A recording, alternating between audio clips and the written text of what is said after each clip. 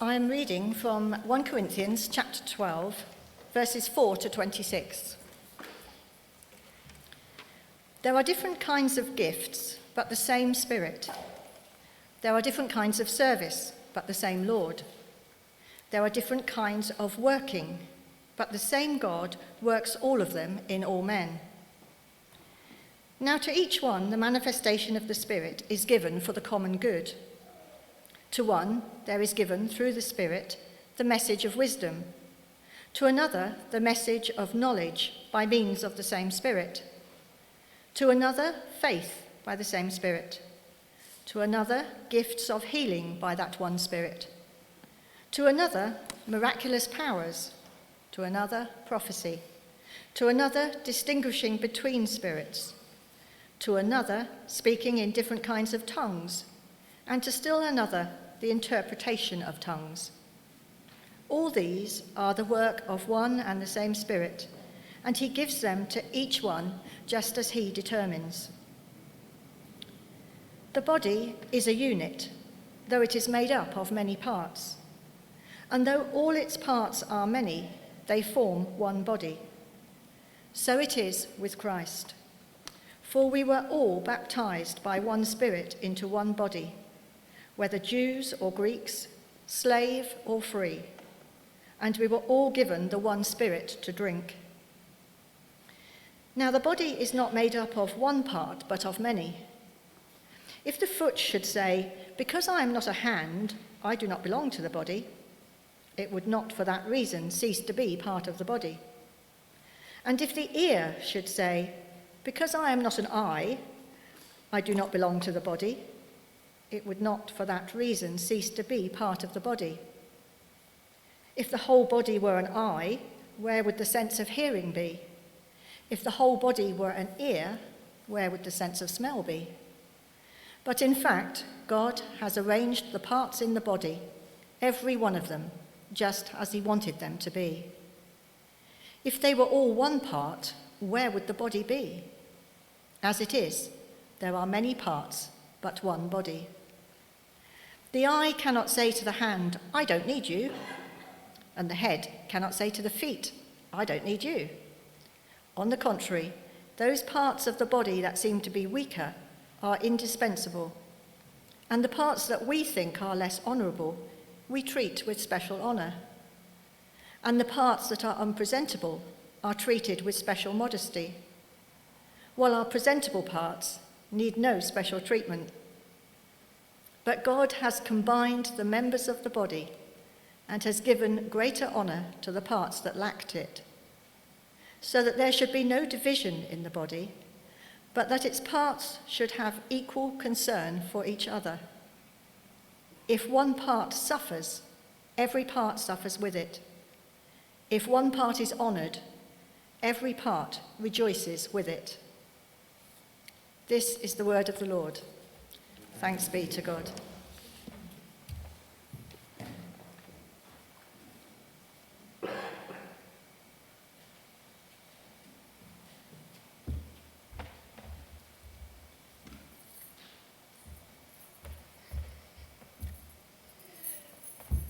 Well, as I said, thank you for having me here, and it's lovely to be here and see so many of you. Some of you will remember us from when we visited previously. We've been linked with St Mary's for at least 14 years, possibly slightly more actually.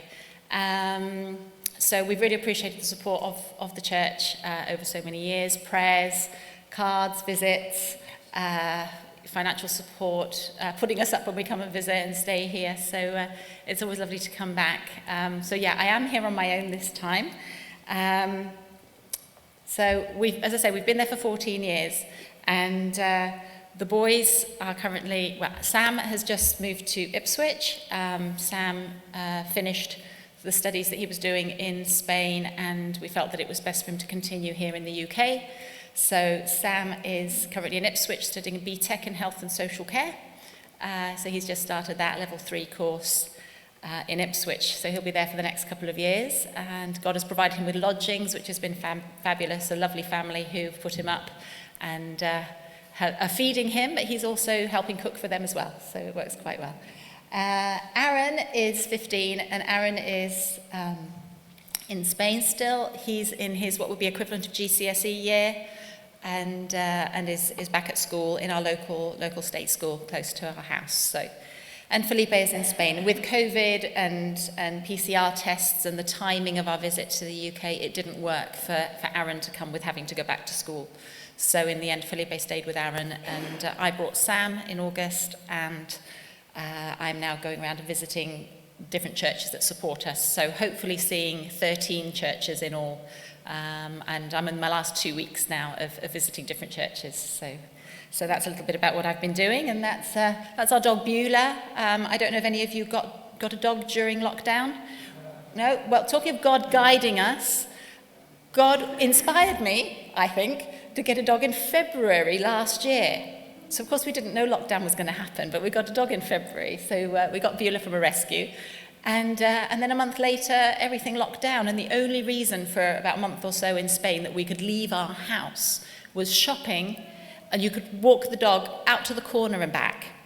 And so we were allowed to get out of the house, and it kept us sane and has been a great distraction to the family while we've been at home more and the boys were at home for a while and that. So very grateful for our dog Beulah. As we said before, we're in the south of Spain, down in Malaga. How many of you have travelled to the south of Spain? Has anybody been down there on holiday? Hands right up. Okay, to Malaga itself, how many have actually visited the city? Most people go to the Costa and they don't necessarily, they did, good. Not everybody goes into the city of Malaga. So that's a little bit close. So we live in a town called Alhaurín de la Torre, which is just on the side of Malaga. If you fly into Malaga Airport and you look up on the hillside, this is what you will see. So the airport is just to the left in the valley. You can see the edge of Malaga in the distance, and that's our town up on the hillside. Alhaurín, and the bit that's more concentrated just in the very middle there, that's the old town, and the rest of it has been built up over the last 40-50 years, a lot of new urbanizations for people to commute into Malaga. So that's where we've been based for the last 12 years in that town. So this morning, you've heard read this passage from Corinthians, which I'm sure a lot of you know. It's something we've heard a lot. And this is something which, possibly as an occupational therapist as well, I quite like this idea. You know, we all have different parts to play. We all have different gifts and skills. And trying to encourage people to use those gifts and skills and abilities. And the idea of this image of the body and the different functions of the different parts of the body obviously appeals to me as an OT. But I've also really been aware of this in our work in Spain, of different people having different roles and how God uses different people in different circumstances, that we can't be all things to all people, and that God needs different people to do different things. So that's something I've been very aware of as we've been working in Spain. So I want to share a bit about what we've been doing and the work we're doing. But while we're talking about this, I'd like you to be thinking a little bit about yourselves and how you fit into this image and this idea of being the body, and what roles and things you might have. Perhaps in church, in St. Mary's here, or maybe within your families, or in your workplace, in the community. What are the gifts that you have? What are the skills that you have? And I understand this is actually something that here as a church you are looking at, or going to be looking at a little bit, in terms of what the gifts and skills are that we all bring to the table. So maybe to think a bit about that. So this will be the question really to be asking this morning. And as I'm talking, and you'll see different examples of different types of activity that we've been involved with, or that other people have been doing. And it might be that some of these things strike a chord with you. It might be that, as we're asking God to be present this morning and talking to us and inspiring us, what are the thoughts? What are the images? Which are the photos that I show that strike you?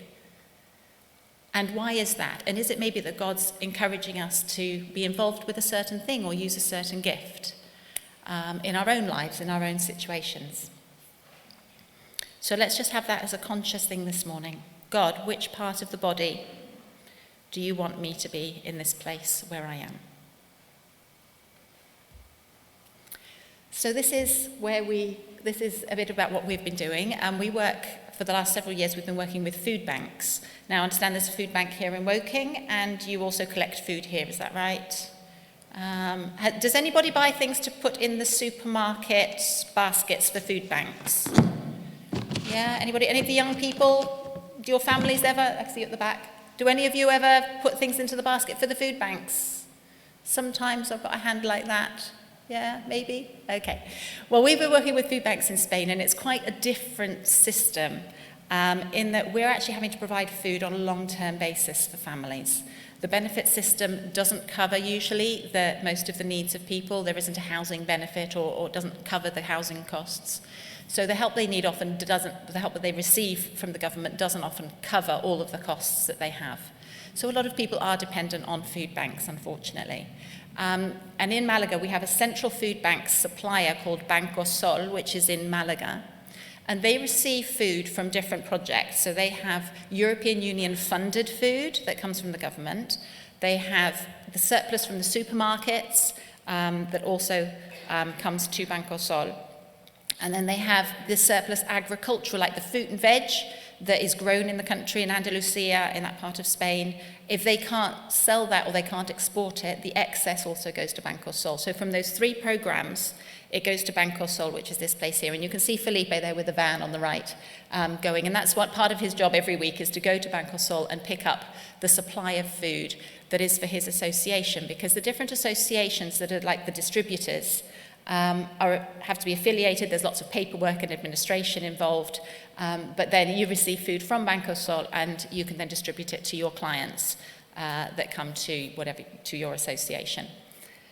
So we're involved with 2 different associations. So this is where Felipe's working. It's called the Centro 1042, which is the 1042 Centre. And this is a centre that's run by a few different Christian organisations who have got people working in the area and have wanted to help provide for the needs of local people, particularly for the immigrant community.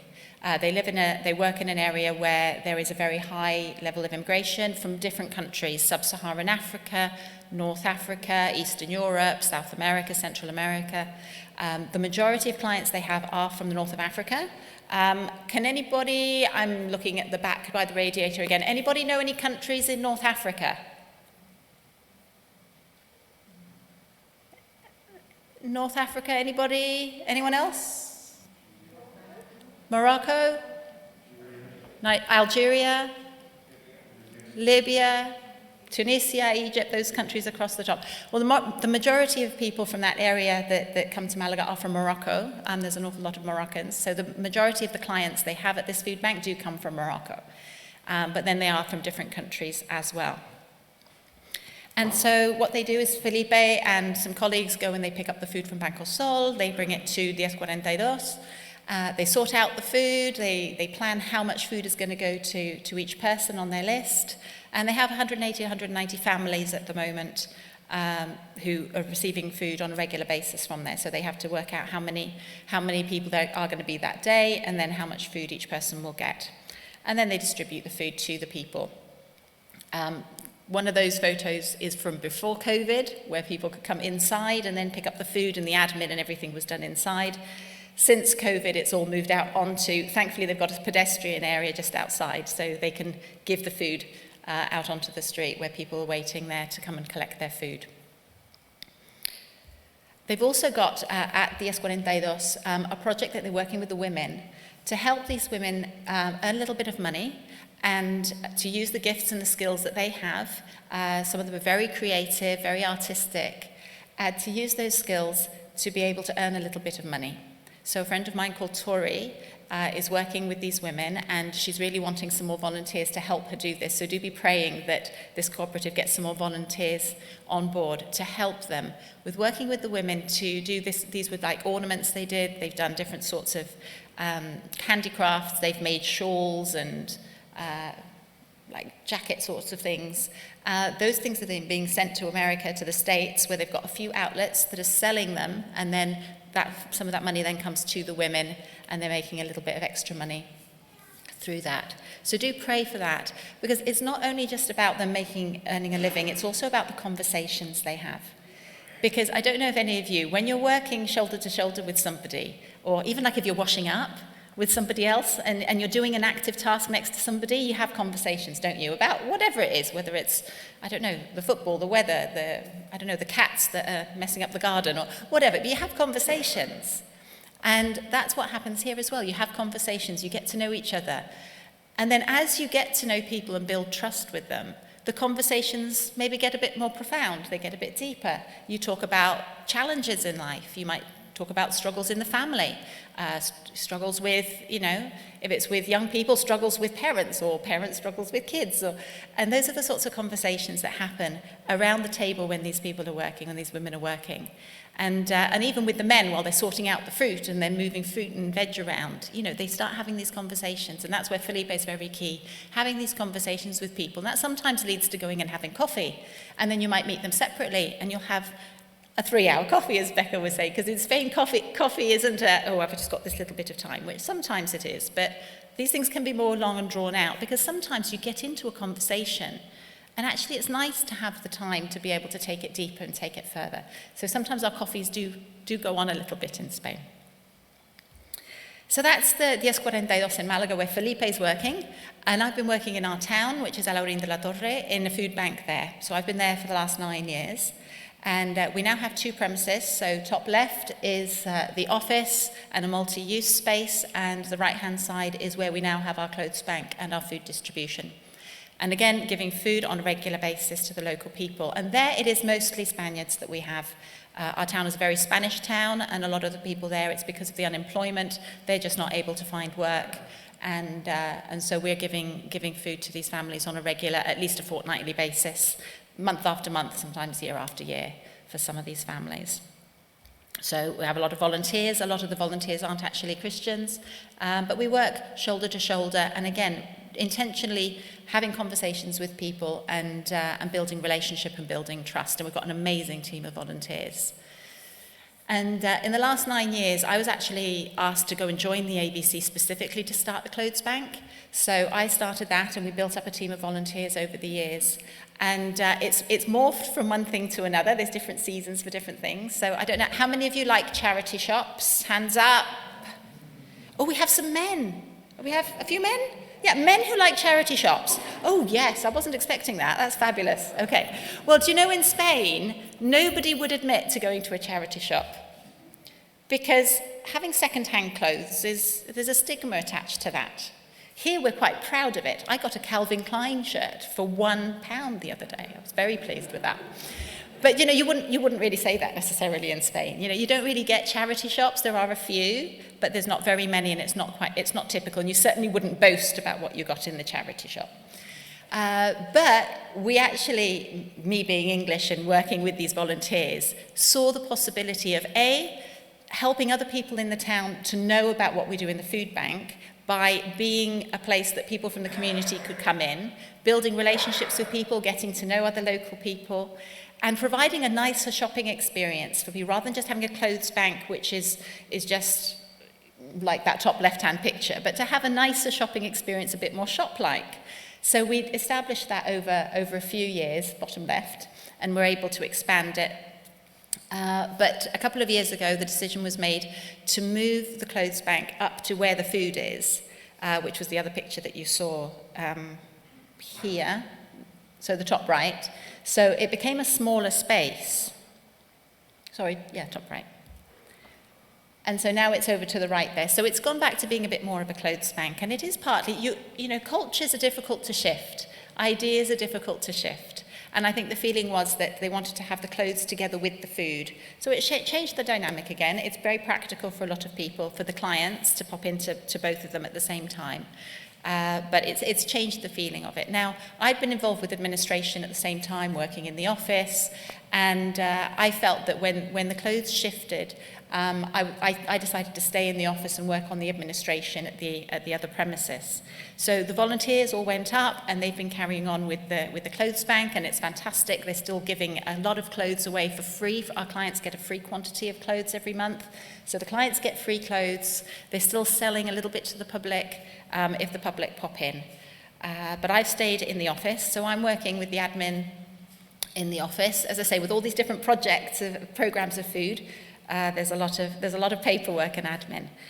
So I've been working with these people at different times, but do pray for them. In August, the beginning of August, as I left to come here, I did actually step down from the ABC, from working with the food bank. It had been 9 years. And a bit like I said before, sometimes you feel like a season is coming to an end, and maybe there's other things that God puts into your way, and you feel that maybe it's a time of transition and change to something else. I've had that sense over the last couple of years that this was something that might happen. So I was trying to hand over to one lady who had offered to help us with the Excel spreadsheets.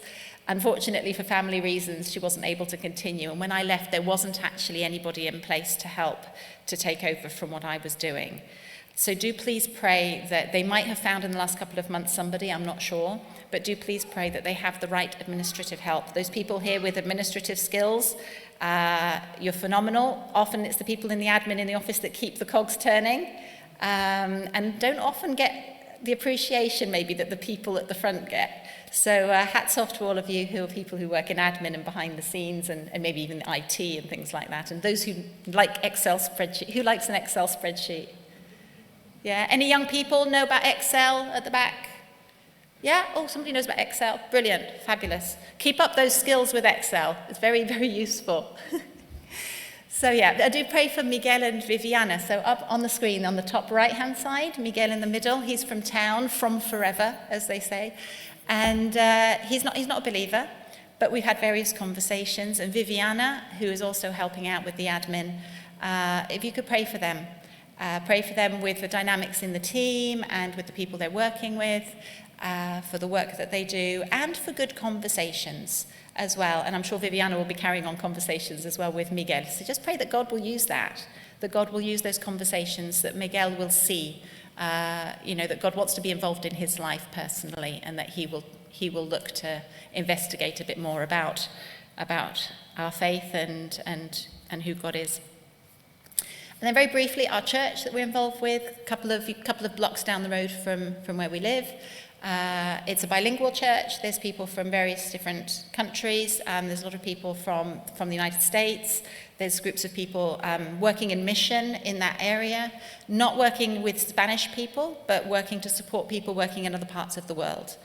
And a lot of them, because they don't have Spanish, are coming to our church because it's bilingual. But it does mean that there's a slightly interesting dynamic in the church, because you have the English-speaking part of the church and you have the Spanish part of the church, and trying to get working together when people can't communicate. And so there's obviously things that are a challenge for working as a church, so do be praying for that. But a few things that have been really encouraging over the last year. I've been involved with a ministry team called the Ministerio de Conexión, which is the Connections Ministry. And the idea is to help people connect. So what we have done is, and our weather does lend itself to it, I know it's more difficult in England, but we do a monthly picnic in a local park. And this has all been started in COVID, thinking outside the box. We go outside, we can be socially distanced, we can even be under a tree when it's too hot. And those of us who want to and can move around sometimes from place to place and talk to different people. We might put our masks on as we go around and talk to the different groups. But it's been a fantastic way of just spending time together and chatting, which sometimes on a Sunday you don't have a chance to do because we're running off to get the lunch, or at the end of a service we might talk to maybe 2 or 3 people that we have contact, that we want to see, that we haven't seen in the week. But we're not really able to have deeper conversations. And this is a great place where we've been able to have deeper conversations with people. And people can invite others that maybe wouldn't come to church. So we've got some of the ladies now have got maybe non-Christian partners and are bringing them to church. Or friends, and we're really hoping that grows and expands as people get used to doing this. We also have breakfasts, so the ladies have a monthly breakfast as well, and I've been involved with some women trying to set that up and trying to empower other people. We'd had several years there at the church where only one person knew how to make the coffee and use the coffee machine, and we've been intentionally trying to get other people involved to learn how to make the coffee. And it may seem a trivial thing, But actually, by empowering other people to do things, these other women now have a role. They feel they can help. When we ask for volunteers, they're there because they know that they can come in and they can help and they know how to do it. So we've been intentionally trying to train them up and doing things. So when I'm not there, the breakfasts have carried on. If my other friend's not there, things carry on still. So we're very grateful for that. And we have time to chat. We have somebody who shares 10 or 15 minutes on different topics, sometimes more related to the Bible, sometimes not particularly. We've done the 5 love languages. We've talked about a portrait that was about Jesus meeting Mary in the garden. Lots of different topics that we've had over this last year. And the women are beginning to bring their non-Christian friends. There's some non-Christians who come regularly, because they feel it's a safe place, because they feel that we're interested in them, because they realize that we genuinely want to know them and know about them and have a friendship with them. And that's what so many of these people like. And I don't know how you feel with COVID, but it's been for a lot of people very isolating. People have been on this by themselves, and people are feeling the need to connect again. And that's what we're finding, is these women really want to come together and connect and spend time together and chat. So that's been really encouraging. And of course the men, not to be left out, decided that they definitely want to do breakfast too. They tend to go to the local cafe. And so even yesterday morning they were in the local coffee shop in our town, and a group of them got together. But again, it's a place you can invite people to. So you invite your mates and you just go for breakfast. And there's not a heavy agenda, but you have conversations. And when we're intentional in our conversations, it's allowing God to be present in that and to guide the conversation. And things of faith come up, or our challenges or our doubts or what we've learned, or a testimony of something God's done. And that speaks volumes to people. So it's allowing for those possibilities. Now, I mentioned before about me being an OT and possibly coming back to things like that. In the last couple of years, something that I've been conscious of is the need for people to journey alongside those who are struggling. And it's not just because of COVID. There's a lot of people who suffer with anxiety, who are anxious about different things, or feel a bit down or depressed. People who maybe feel stuck in life and they're in a bit of a rut and they don't know how to move forward. And I've been doing some different bits of training over the last couple of years to do with coaching, to do with personality types, to do with the Enneagram. I don't know if you know the Enneagram, but to do with what motivates us in life. And also Human Givens, which is a type of therapy where you work to help people be in a more emotionally healthy place. And this is something which I've felt that God is sort of nudging me towards when I go back. I don't know quite what it's going to look like, and I would really value your prayers for that, because I need to make some decisions as to exactly how I use these different skills and gifts that God's given me, in what part of the body that will look like once I get to Spain. I'm doing a course later on in this week for 3 days, so please do pray for that as well, that while I'm on the course, God will really speak to me and inspire me and give me the ideas and some more clarity about exactly what I should be doing when I go back to Spain to use those different gifts that I believe God's given me too. So yeah, just to say, a lot of what we do, it's about intentionality. It's having intentional friendships, intentional conversations. And for us, that usually looks like barbecues and coffee and Spanish breakfast, which is at 11 o'clock in the morning. Usually in a coffee shop, but it's what works in your local community, but it's being intentional. And so we've all got people in our lives, whether it's here or in other places, we've all got people in our lives who, God has put us in a place surrounded by certain people. And the question is, where does God want to use us in those? And we just try to be aware of that with all of the conversations we have, with the different people that we come across, the people we work shoulder to shoulder with our neighbours, and just being aware and letting God guide us in those conversations.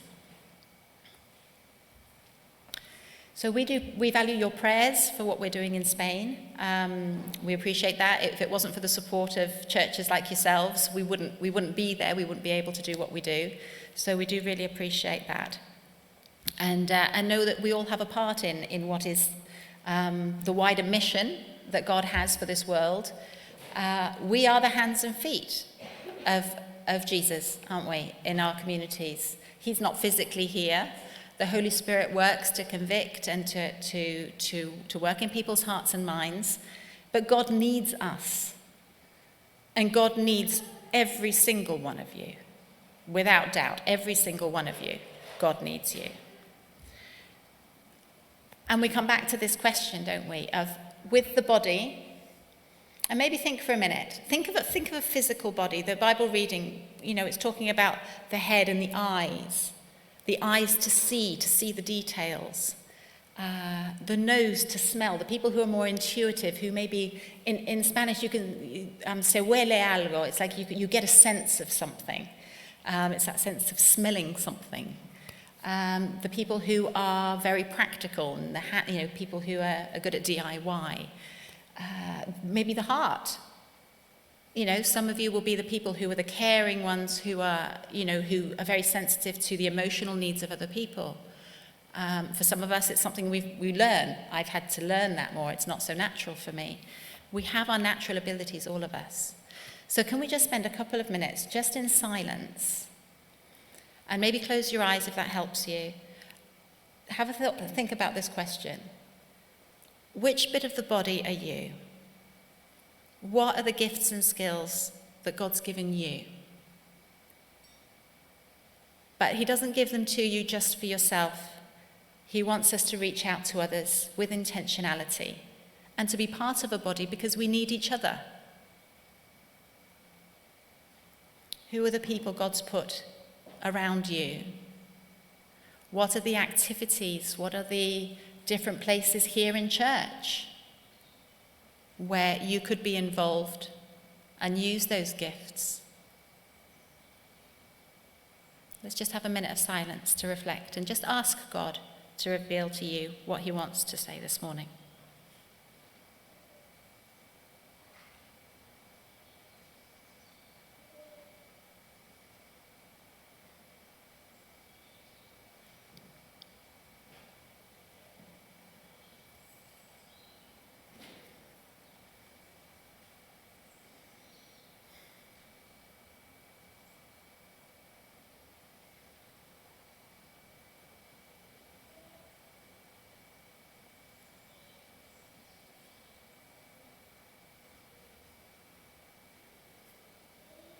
Father God, I thank you for each person here this morning,